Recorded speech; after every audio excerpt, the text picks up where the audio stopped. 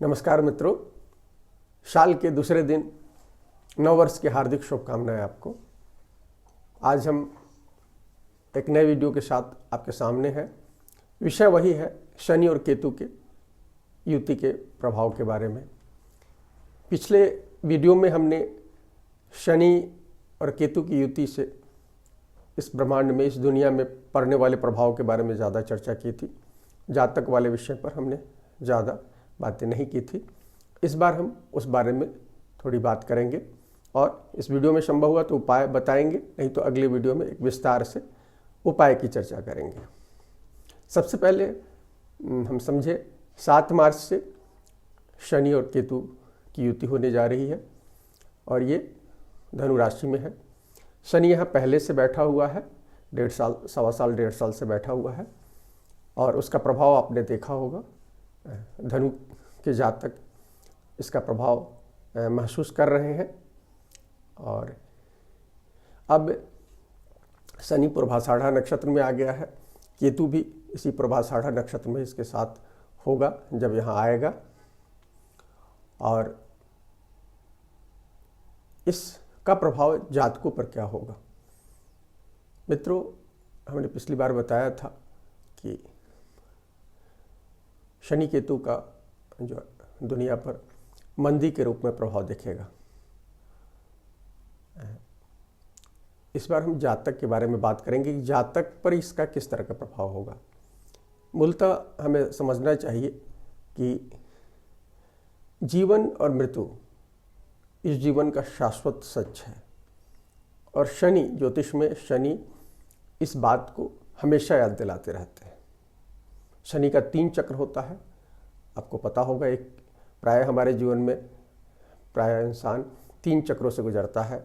शनि हर 30 साल के बाद राशि चक्र को घूम जाता है, तो जब वो दूसरी बार आता है जन्म के बाद तो साढ़े साती का प्रभाव हम कहते हैं। जब वो चंद्र से 12वें पहले और दूसरे घरों से गोचर करता है तो हम शनि की साढ़े साती की बात करते हैं। इसी तरह शनि जब चौथे और 8वें घर से गुजरता है तब कंटक शनि की हम बात करते हैं। या शनि की दशाएं भोक्ति जब हमारे कुंडलियों में आती है तो हम शनि के इस प्रभाव को महसूस करते हैं। खासकर जिनकी कुंडली में शनि कमज़ोर होता है, जिनकी कुंडली में शनि मजबूत होता है, वे शनि के मूलभूत संदेश को, जीवन और मृत्यु, ये जो शाश्वत सच है, उसको बखूबी समझते हैं, तो उनको इसका बहुत ज़्यादा बुरा प्रभाव नहीं झेलना पड़ता है। लेकिन जो लोग इस शाश्वत सच से भागते हैं तो उनको ये इस दौर में शनि अपनी महादशाएं, दशाओं, साढ़े साती या कंटक शनि के दौरान एहसास कराता है। शनि केतु का जो ये गोचर है लगभग कुछ इसी तरह का गोचर है। यदि आपकी कुंडली में शनि केतु ऑलरेडी है जन्म में तो आप इसका प्रभाव लगातार झेल रहे होंगे और उन लोगों के लिए ये जो गोचर होगा इस खास तौर पर महत्वपूर्ण होगा। उनके जीवन में बड़े बदलाव होंगे। वो शुभता के अंतर्गत होंगे तो शुभ प्रभाव देंगे, अशुभता के अंतर्गत होंगे तो अशुभ प्रभाव देंगे। ये बात हमने पिछले बार भी कही थी और इस बात को याद रखिए, यदि कुंडली आपकी यदि सपोर्ट नहीं करती है हमारी बातों का तो उस कुंडली पर कोई प्रभाव नहीं होगा। लेकिन चूँकि शनि ब्रह्मांड का एक महत्वपूर्ण ग्रह है और ये न्याय का देवता है, तो न्यायाधिकारी के रूप में ये काम करता है, तो शायद ही कोई जातक है इसके प्रभाव से बचता है। इस जो शनि केतु का जो जातकों पर जो प्रभाव होगा, मूलतः इस गोचर के दौरान कुछ लोग हार्डी बीमारी से ग्रस्त हो सकते हैं, बीमारी हो सकती है, मेजर बीमारियां हो सकती है उनको, या जीवन में आर्थिक लाभ या हानि हो सकता है।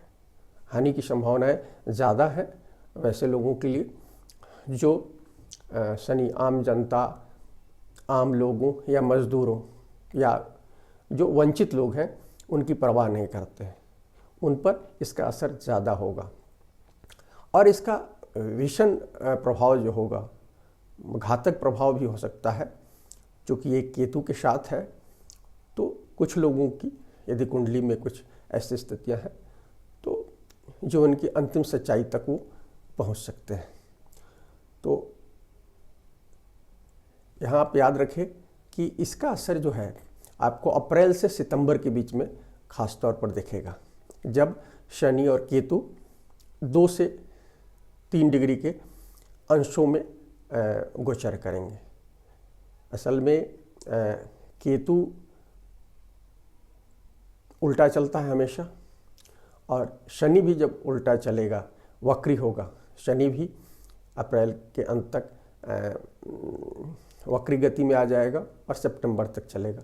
तो उस समय ये बहुत नज़दीकी गोचर होगा, और इस नज़दीकी गोचर होने के कारण इसका प्रभाव हम देखेंगे। जैसे शनि केतु के नक्षत्र मूला से गुजर रहा था, अभी ये गोचर पूर्वाषाढ़ा में आने से पहले मूल नक्षत्र से गोचर कर रहा था। पूरे पिछले साल के अधिकांश समय में ये गोचर हमको देखने को मिला। तो उसका जो प्रभाव हमने देखा वैश्विक लेवल में जातक के स्तर पर, उस तरह का प्रभाव फिर से दिख सकता है।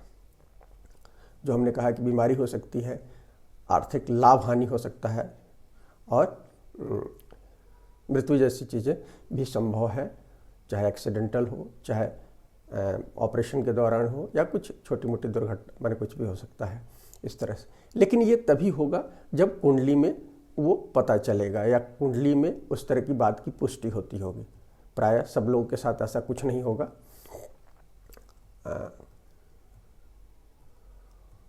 अब इस गोचर को समझना चाहिए कि शनि और केतु किस तरह से हमें प्रभावित करेंगे।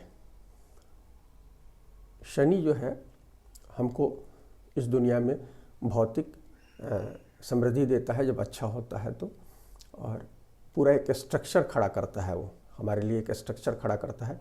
शनि स्ट्रक्चर का कहीं न कहीं कारक है।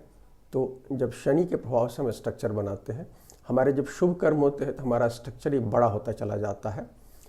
लेकिन जब हम अशुभ कर्म होते हैं, हमारे कर्म जब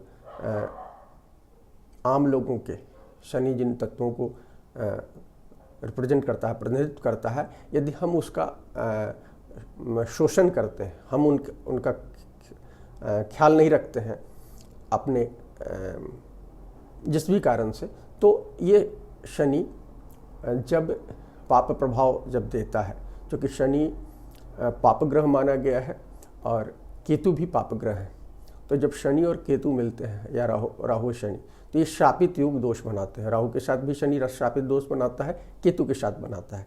तो ये जब शापित दोष देता है तो हमारे साथ कुछ अनहोनी घटनाएं करता है, जिसकी चर्चा मैंने ऊपर की। आप इसका मूल संदेश मैं ये कहूँगा कि शनि और केतु का जो सबसे बड़ा संदेश है वो ये है कि एक नया ढांचा इस पीरियड में बनेगा। पुराना ढांचा ढहेगा और नया ढांचा बनेगा। वैश्विक संदर्भ में हमने कहा कि जो अर्थव्यवस्था है, उदारीकरण के संदर्भ में हमने देखा कि जो गलतियां की गई उदारीकरण के दौरान, ज़्यादा शोषण हुआ आम लोगों का, तो उसके कारण वो सब ढांचे टूटेंगे। मंदी महामंदी इसलिए होंगी, या मंदी महामंदी कि शनि उस गलत कामों को तोड़ने का काम करेंगे और एक नया ढांचा भी बनाएंगे इस पीरियड में। यही चीज़ जातक के जीवन में भी होगा। हम देखेंगे कि यदि हमने शुभ कर्मों से कोई ढांचा खड़ा किया तो स्वाभाविक है इस पीरियड में हमारा ढांचा बढ़ जाएगा।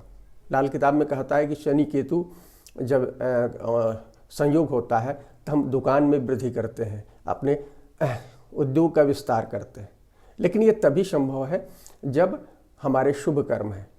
लेकिन यदि हमारे शुभ कर्म नहीं है और कुंडली नकारात्मक प्रभाव को दिखा रही है, तो आप मान कर चले कि ये विस्तार की जगह ढाने का काम होगा, और छोटे ढांचे इस पीरियड में बनेंगे जब ये युति रहेगी। युति जब दूर हो जाएगी, 2-3 डिग्री से ज़्यादा, 5 डिग्री से ऊपर की युति जब होगी, मैंने दूर होगा 5 डिग्री से ज़्यादा शनि और केतु, तब इसके हम वो प्रभाव देखेंगे जिसमें हम विस्तार की बात करते हैं। लेकिन ये 4 से 5 महीने जो होगा, इस पीरियड में इस तरह का प्रभाव नहीं दिखेगा, बल्कि ज़्यादातर इस पीरियड में हमको ध्यान देना है कि हमारे जो ढांचा है उसको करेक्ट हम कैसे करें। यदि हमारे ढांचे में कुछ कमी है तो हमें अभी से ये ऑडिट करना चाहिए अपने ढांचे के बारे में। व्यक्ति के रूप में हमको देखना चाहिए कि हमने जो अपने लिए जो व्यवस्था बनाई है उस व्यवस्था में कुछ कमी है क्या वो व्यवस्था केवल हमें फ़ायदा दे रही है कि हमारे आसपास के बहुत सारे लोगों को फ़ायदा दे रही है। यदि बहुत सारे लोगों को फ़ायदा दे रही है तो निश्चित रूप से आप मानकर चले कि वो ढांचा बढ़ेगा, और यदि वो ढांचा केवल हमारे स्वार्थों की पूर्ति में लगा हुआ है तो निश्चित रूप से वो ढांचा पर खतरे के संकेत हैं। अब इसमें हम कहेंगे, जैसे अभी हमको कुछ लोगों ने कंसल्ट किया तो हमने बताया कि इस पीरियड में यदि आप विस्तार कर रहे हैं तो बहुत ध्यान से इस चीज़ को करें। विस्तार करने का उपयुक्त समय नहीं है, आप करें तो बहुत छोटे पैमाने पर करें। जैसे कोई अरबपति है तो हम उनको कहेंगे आप ज़्यादा से ज़्यादा लोगों का सहयोग लें, और इन्वेस्टमेंट का अमाउंट बहुत छोटा होना चाहिए, और यदि संभव हो तो विस्तार नहीं करें, और यदि करना है तो कोई नई चीज़ में करें, छोटी इकाई में करें। और वो चीज़ यदि आप ईमानदारी से वो ढांचा खड़ा करते हैं तो इस गोचर के बाद, जब शनि और केतु का गोचर 26 जनवरी 2020 में खत्म हो जाएगा, शनि जब मकर राशि में जाएगा तो एक बड़ा ढांचा आपको देखने को मिलेगा। तो इस बात को आप ध्यान रखें। तो यदि आप बिजनेस में देख रहे हैं, यही चीज़ दूसरे के मामले में भी आप देख सकते हैं, ये जीवन के मामले में भी देखेंगे कि यदि आपने अपने स्वास्थ्य का ध्यान रखा है, सेहत का ध्यान रखा है, तो इस पीरियड में आप स्वास्थ्य में थोड़ी सी मामूली खरोच आएगी, लेकिन आप निकल जाएंगे। और लेकिन यदि आपने अपने स्वास्थ्य का ध्यान नहीं रखा है तो इस पीरियड में आपको, खासकर जब मंगल के साथ कॉम्बिनेशन बनाएगा, आमने सामने होगा मई के जून में, तो शनि और मंगल, तो उस समय, इस समय कुछ बड़ी बीमारियों के संकेत हो सकते हैं। जैसे लोगों का श्वास रोग हो सकते हैं, कैंसर हो सकता है, एड्स हो सकता है। मैं एक्सट्रीम की बात कर रहा हूँ, सामान्य तो सब लोगों को नहीं होगा, लेकिन इस पीरियड में जिसकी कुंडली जैसा इंडिकेट कर रही होगी इस तरह की चीज़ें हो सकती हैं। तो लेकिन यदि अभी से उपाय किया जाए तो निश्चित रूप से उसमें कुछ कमी हो सकती है। यदि आपने लंबे समय तक, आपने 40 साल 50 साल अपने स्वास्थ्य का ध्यान नहीं रखा है, खान पान में और दूसरी चीज़ों में आपने अपने शरीर का अपव्यय किया है, तो उसका ज़्यादा दुष्परिणाम होगा। लेकिन यदि ये आपने दुरुपयोग नहीं किया है तो थोड़ा बहुत दुरुपयोग हुआ तो थोड़ा सा, सामान्यतः प्राय हम लोग छोटा मोटा गलती करते रहते हैं खान पान में, तो उसके कारण छोटे मोटी चीज़ें होंगी, बहुत ज़्यादा परेशानी नहीं आएगी। लेकिन बड़ी चीज़ें होंगी तो यदि आपने लापरवाही की है तो असाध्य बीमारी हो सकती है, कुछ लोगों के लिए जाने का समय हो सकता है। तो ऐसे लोगों के लिए तो हम आनंद फिल्म की बात करेंगे। यहाँ भी हम कहेंगे कि यदि आप पहले से आप सतर्क हो जाए तो आनंद फिल्म के नायक राजेश खन्ना की तरह आप अपने समय को बहुत सदुपयोग करके जाएंगे, और अपने कार्मिक डेट को, जो आपके कार्मिक कर्ज है जिसके कारण इस तरह की चीज़ें हुई हैं, उसको भी कम करके जाएंगे, ताकि आपका आने वाला जीवन निर्बाध हो, ज़्यादा बेहतर हो। तो ये हो सकता है। एक और चीज़ इस बारे में हम कहेंगे कि इस पूरे पीरियड में बहुत सारे लोगों को, जिनकी कुंडलियों में खास तौर पर धनु, मकर, कुंभ और मिथुन राशि, धनु में ये गोचर हो रहा है और शनि की जो राशियां हैं ये गोचर कर रही हैं, तो इन पर इसके प्रभाव निश्चित रूप से होगा। और मिथुन सामने की राशि है, वहाँ राहु बैठा हुआ है, तो इन राशियों पर इसके ज़्यादा इम्पैक्ट होंगे। और पूर्वाषाढ़ा में जिन लोगों के चंद्र हैं, सूर्य हैं, लग्न है, उन पर इसका इम्पैक्ट ज़्यादा दिखेगा। तो इन जातकों को ध्यान रखना चाहिए, और यदि थोड़े से भी तनाव हो तो किसी जानकार से बात करनी चाहिए, मनोविश्लेषक से बात करनी चाहिए या ज्योतिषी से बात करनी चाहिए, ताकि यदि उनकी कुंडली में कुछ गंभीर चीज़ें दिख रही हैं तो उसको पहले से उसका उपाय करके उसकी गंभीरता को कम कर सके। और इसके अलावा वैसे त्रिकोण में जो कुंडली होगी, चूँकि धनु की त्रिकोण में मेष और सिंह की कुंडली होगी, और इन लोगों के लिए भी कुंडली में मेष के लिए तो 8वें घर से गुरु का गोचर हो रहा है, और सिंह के लिए सिंह के लिए चौथे घर से गोचर हो रहा है, तो इन पर भी कुछ नेगेटिव स्वास्थ्य संबंधी इनको दिक्कतें हो सकती है, तो ये लोग भी देखें। और जब हम अलग राशिवार यदि हम करते हैं तो उसमें हम बताएंगे कि क्या इम्पैक्ट होगा इसका। तो ये इन चीज़ों का, हाँ, तो अंतिम बात ये मैं कहना चाहता था कि इस समय तनाव का समय होगा, लगभग 5-6 महीने तनाव हो सकता है, क्योंकि आपकी जो योजनाएं होंगी हो सकता है फ्रक्टिफाई नहीं हो, फलदायी नहीं हो, तो आपको तनाव होगा या आपके रास्ते बंद से लगेंगे। तो कोई भी रास्ते पर आप चले, कोई भी उपाय सोचे, उस समय आपको नहीं होगा। तो हमारा सुझाव होगा कि इस समय थोड़े से आप रुक जाए, अपने बारे में सोचें कि कहाँ गलती हुई और इस समय को गुजरने दें और प्लानिंग करें। आने वाले समय में फिर कुछ न कुछ रास्ता मिलेगा। और क्योंकि तनाव में हमने देखा, खासकर मूला में जब शनि था तो मंगल और केतु का भी था, और मंगल केतु चूँकि हिंसा के बहुत बड़े कारक ग्रह होते हैं, तो हमने बहुत सारे लोगों को आत्महत्याएं करते देखी आसपास में। तो इस तरह की कुछ प्रवृत्ति हो सकती है और निराश्य में इस तरह की घटनाएं होती। तो हमारा आग्रह है कि यदि किसी के मन में इस तरह के कुछ विचार आ रहे हों तो ज़रूर किसी वरिष्ठ से मिले, बुजुर्ग से बात करें, और नहीं तो ज्योतिषी या मनोचिकित्सक से मिले। क्योंकि एक बात जाने कि आत्महत्या किसी भी समस्या का समाधान नहीं है। हमें इस जीवन में यदि हम आत्महत्या करके असमय जाते हैं तो हमको आने वाले समय में भी, हमारा ज्योतिष कहता है, हमारे धार्मिक ग्रंथ कहते हैं कि हमें भुगतान तो करना पड़ता है, अगले जीवन में इसको ज़्यादा बड़े पैमाने पर भुगतान करना पड़ता है। तो इससे बचें। तो मित्रों, ये कुछ जातक के संदर्भ में कुछ विचार थे जो शनि और केतु को लेकर हमारे दिमाग में आया, तो हमने आपसे शेयर किया। और हम अगली वीडियो में आपको इसके कुछ उपाय, 8-10 उपाय आपको बताते हैं, जिससे कर कहीं ना कहीं आपको राहत होगी। तो मित्रों, यदि वीडियो पसंद आए तो शेयर करें, लाइक करें और सब्सक्राइब करें।